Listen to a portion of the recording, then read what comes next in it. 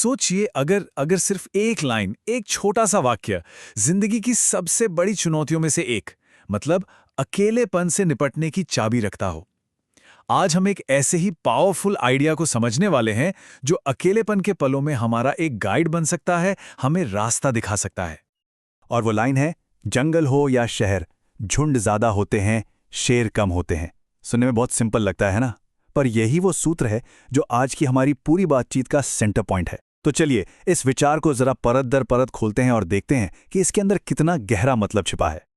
अच्छा, तो इस पावरफुल लाइन को समझने के लिए सबसे पहले हमें यह देखना होगा कि इसका दायरा कितना बड़ा है, मतलब ये कहां कहां लागू होती है, क्योंकि ये किसी एक जगह तक लिमिटेड नहीं है और यही बात इसे इतना इतना यूनिवर्सल बनाती है।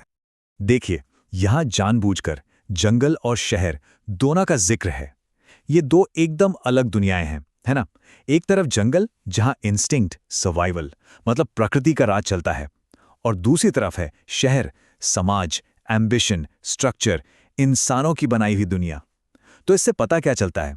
यही कि ये जो नियम है ना, ये सिर्फ जानवरों पर नहीं बल्कि हम पर, हमारी दुनिया पर भी उतना ही खरा उतरता है। तो पॉइंट ये है कि माहौल चाहे कोई भी हो, जंगल हो या शहर, जो फंडामेंटल रूल है, जो मूल सच्चाई है, वो बदलती नहीं है। नियम तो यूनिवर्सल हैं, पर ये नियम आखिर हैं किन दो ताकतों के बारे में? चलिए अब इस पर आते हैं। तो अब आते हैं इस लाइन के बिल्कुल दिल में, इसके कोर कॉन्फ्लिक्ट पर। यहां दो किरदार आमने सामने हैं। एक तरफ है झुंड और दूसरी तरफ है शेर। और ये सिर्फ जानवर नहीं है, ये तो सिंबल है जिंदगी जीने के दो अलग अलग तरीकों के। पहले बात करते हैं झुंड की। झुंड ये सिंबल है मेजॉरिटी का, बहुमत का। ये हमारी वो नेचुरल टेंडेंसी है ना, जो कहती है अरे सेफ रहो, भीड़ के साथ चलो, जो सब कर रहे हैं वही करो। ये नंबर्स में सेफ्टी ढूंढने का तरीका है, जहां आराम तो है पर अक्सर इसकी कीमत हमारी अपनी इंडिविजुअल सोच होती है। और फिर इसके एकदम ऑपोजिट खड़ा है शेर।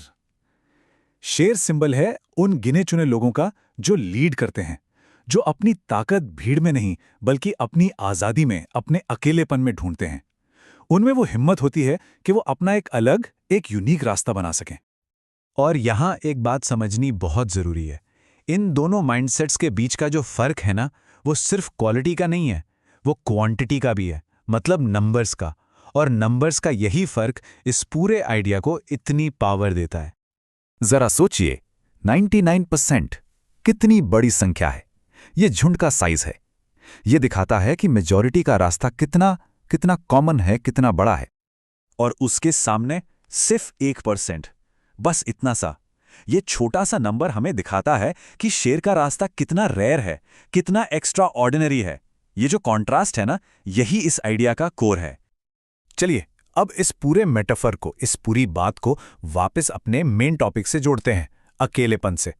आखिर इस नियम का और अकेले होने का इतना गहरा कनेक्शन क्यों है? मतलब जब कोई अकेला हो तब इस बात को याद रखना इतना जरूरी क्यों हो जाता है?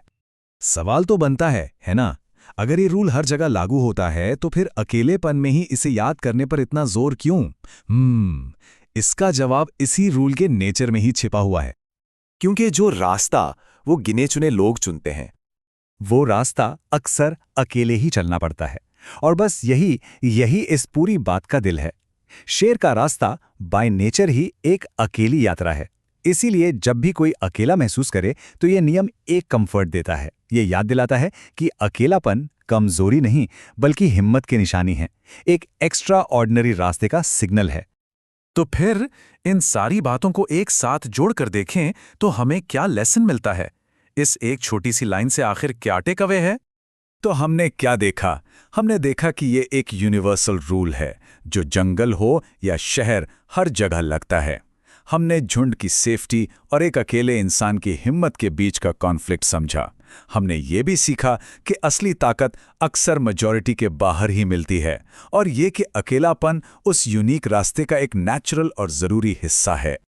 तो इस पूरी बातचीत का जो सबसे ज़रूरी सबक है वो ये है कि असली ताकत भीड़ का हिस्सा बनने में नहीं है, असली ताकत उस भीड़ से अलग खड़े होने की हिम्मत में है। और ये पूरी बात हमें एक आखिरी सवाल के साथ छोड़ जाती है, एक ऐसा सवाल जो सोचने पर मजबूर करता है। झुंड का रास्ता या शेर का? कौन सा रास्ता चुना जा रहा है?